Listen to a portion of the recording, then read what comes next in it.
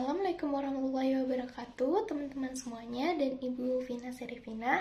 Di sini saya akan mempresentasikan topik pembahasan yaitu dinamika manusia dengan subtopik pembahasan dinamika kehidupan sebagai pembentuk kepribadian dan karakter.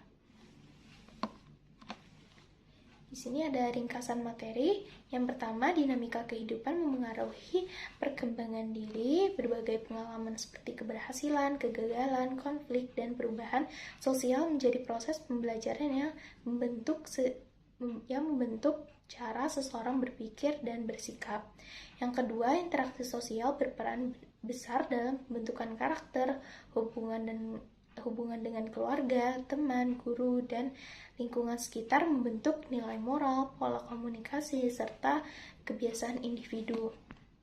Yang ketiga, pengalaman positif menumbuhkan karakter baik, situasi yang mendukung seperti penghargaan, dukungan keluarga, dan lingkungan sehat menguatkan karakter seperti disiplin, empati, dan tanggung jawab. Yang keempat, ada pengalaman negatif membentuk karakter melalui proses adaptasi, yaitu tekanan, konflik, atau lingkungan yang tidak kondusif dapat menimbulkan perilaku negatif, namun juga dapat menjadi momen pembelajaran jika didampingi dengan benar. Di sini ada learning outcome. Yang pertama itu mahasiswa mampu menjelaskan hubungan antara dinamika kehidupan dengan proses pembentukan kepribadian dan karakter. Bisa disebut juga aspek kognitif atau understanding. Yang kedua, mahasiswa mampu menganalisis pengaruh pengalaman sosial, lingkungan, dan interaksi sehari-hari terhadap perkembangan karakter individu, yaitu aspek kognitif dan analisis. Yang ketiga, mahasiswa mampu mengevaluasi berbagai kasus nyata yang menunjukkan dampak dinamika kehidupan terhadap perilaku, nilai moral, dan pembentukan karakter seseorang, yaitu aspek higher order thinking evaluation. Nah, di sini ada studi kasusnya yang berjudul kekerasan yang dilakukan siswa SMP terhadap adik kelasnya di Cilacap. Sejumlah siswa sekolah di Kabupaten Cilacap, Jawa Tengah yang memukuli seorang anak hingga terkapar di lapangan. Ironisnya, aksi kekerasan ini ditonton sejumlah siswa lainnya dan para pelaku terlihat bangga melakukan kekerasan di depan.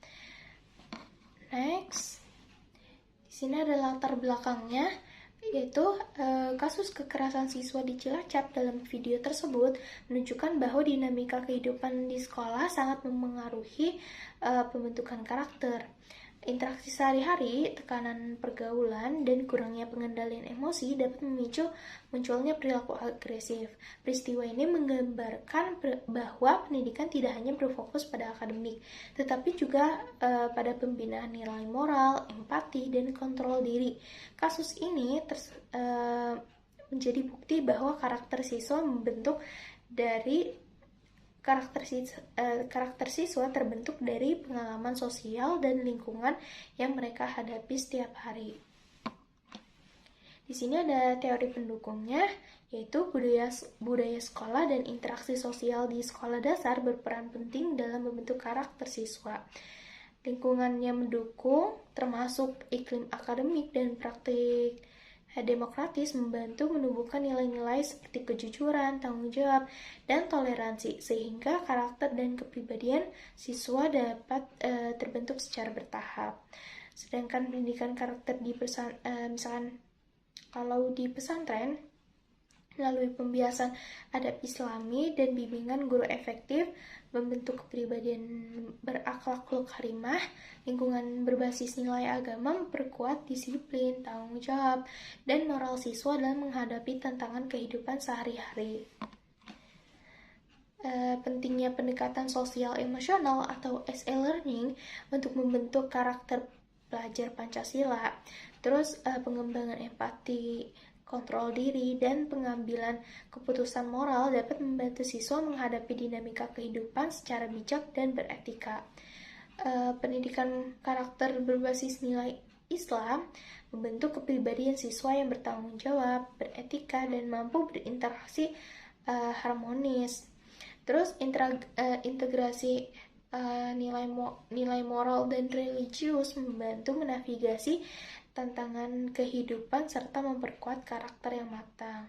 Interaksi sehari-hari melalui kerjasama kelompok atau kerja kelompok, kegiatan ekstrakurikuler, dan kebiasaan sosial di lingkungan sekolah dan masyarakat memperkuat nilai-nilai seperti disiplin, tanggung jawab, rasa hormat, dan integritas.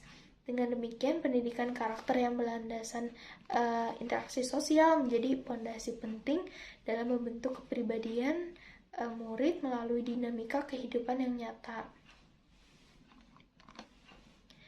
Nilai-nilai etika dan moral yang diwariskan dari tradisi lokal terus mengalami transformasi seiring perubahan sosial dan globalisasi, sehingga pendidikan karakter harus dinamis dan adaptif untuk menjaga integritas budaya dan membentuk kepribadian bangsa yang tangguh. Akhlak, kesadaran sosial, dan kepemimpinan sangat relevan untuk menghadapi tantangan globalisasi karena dapat digunakan untuk membentuk karakter siswa yang tidak hanya religius tapi juga memiliki kepribadian sosial yang matang. Penilaian keterampilan berpikir tingkat tinggi yang valid dan reliable untuk mengukur kemampuan analisis, evaluasi, dan kreasi siswa. Instrumen ini dapat diterapkan dalam pembelajaran untuk membantu siswa meningkatkan keterampilan berpikir kritis, sekaligus membentuk karakter seperti ketekunan, tanggung jawab, kemandirian sebagai bagian dari dinamika kehidupan belajar. Kebiasaan ibadah harian, pengulangan nilai-nilai agama, dan teladan guru sangat penting dalam internalisasi nilai moral seperti empati, integritas, dan tanggung jawab, yang semuanya merupakan hasil dari interaksi sosial dan dinamika kehidupan sekolah. Melalui kebijakan sekolah, pembiasaan disiplin harian, dan pengawasan guru secara konsisten, karakter disiplin dapat terbentuk meskipun menghadapi tantangan dinamika kehidupan siswa remaja yang seringkali dipengaruhi oleh tekanan sosial dan pergaulan. Penelitian ini menegaskan bahwa disiplin sebagai karakter bukan sesuatu yang otomatis muncul, tetapi juga harus dibentuk untuk melalui interaksi rutin dalam kehidupan sekolah. Penggunaan e-modul berbasis Android dapat meningkatkan keterampilan berpikir kritis siswa sekaligus membentuk karakter seperti ketekunan, kemandirian, dan tanggung jawab. Pembelajaran yang struktur dan interaktif menjadi bagian dari dinamika kehidupan yang membantu siswa mengembangkan sikap, kemampuan yang positif dalam belajar. Peran guru aktif dan kegiatan karakter yang terintegrasi dalam proses belajar sehari-hari mencerminkan bahwa kehidupan sekolah atau dinamika interaksi, tugas, dan tanggung jawab itu memberikan landasan yang nyata untuk membentuk kepribadian positif siswa. Media pembelajaran berbasis web untuk mendukung pembelajaran campuran dan meningkatkan keterampilan berpikir kreatif siswa. Penggunaan media ini membuat proses belajar lebih efektif sekaligus membantu mahasiswa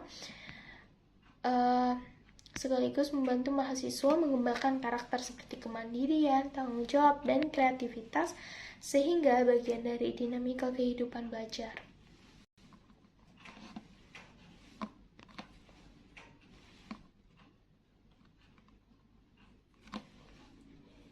Di sini ada input masalah. Yang pertama, bagaimana pengalaman kekerasan antar siswa seperti perundungan di sekolah Cilacap dapat membentuk baik karakter pelaku maupun korban. Yang kedua itu apa saja faktor dalam lingkungan sekolah, misalnya keberadaan geng basis, struktur hierarki siswa yang memungkinkan munculnya kekerasan seperti perundungan yang viral. Yang ketiga, itu mengapa interaksi sosial di sekolah khususnya antar senior dan junior bisa memicu konflik dan kekerasan seperti yang terekam viral tersebut. Yang keempat, mengapa menghadapi kekerasan atau perundungan di sekolah dapat sangat mempengaruhi ketahanan mental dan perkembangan kepribadian siswa baik korban maupun pelaku. Di sini ada proses penyelesaian masalah. Yang pertama itu menghadapi pengalaman kekerasan antar siswa baik korban maupun pelaku itu perlu diberikan bimbingan psikologis dan refleksi diri. Hal ini membantu mereka memahami dampak perbuatan, mengembangkan empati, kontrol diri, serta karakter yang tangguh dari pengalaman sulit tersebut. Yang kedua, faktor lingkungan sekolah yang memungkinkan kekerasan terjadi, yaitu seperti struktur hierarki siswa atau budaya perundungan, harus dievaluasi, yaitu sekolah dapat menerapkan pengawasan guru, program anti-bullying, dan mentoring agar norma positif diperkuat dan kesempatan pembentukan karakter yang sehat lebih merata. Yang ketiga, interaksi sosial antar siswa, khususnya senior dan junior, perlu dibina melalui kegiatan kolaboratif, diskusi, dan permainan kelompok yang mendorong kerjasama, penghormatan, dan komunikasi yang sehat. Dengan cara ini, interaksi sosial dapat membentuk karakter positif dan mencegah munculnya konflik atau kekerasan. Yang keempat, itu ada menghadapi kegagalan atau konflik akibat kekerasan. Siswa itu perlu pendampingan agar mampu memahami kesalahan, belajar dari pengalaman, dan mengembangkan strategi pengendalian emosi serta resolusi konflik. Hal ini penting untuk memperkuat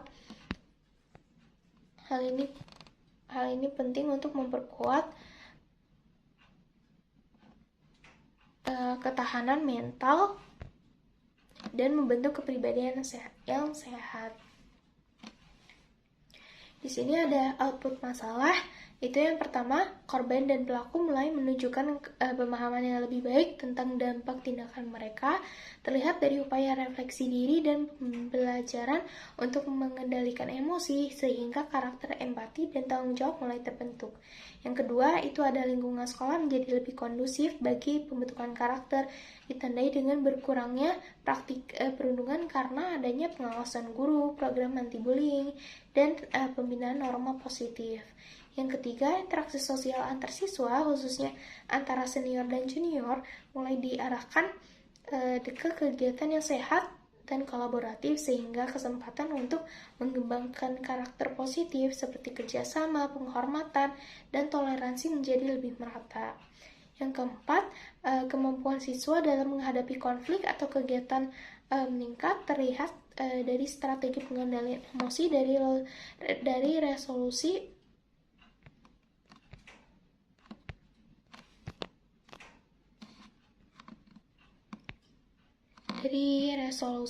yaitu yang positif semakin kuat dan berkelanjutan.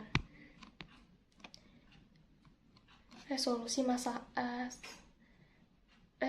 masalah yang diterapkan sehingga ketahanan mental dan kepribadian positif semakin kuat dan berkelanjutan.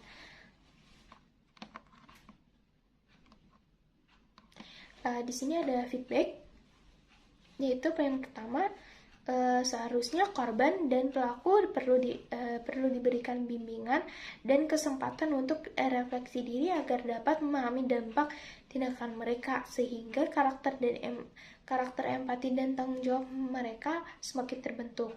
Yang kedua, seharusnya lingkungan sekolah lebih kondusif bagi pembentukan karakter dengan pengawasan guru yang konsisten, program anti-bullying, dan penerapan norma positif untuk mengurangi praktik perundungan.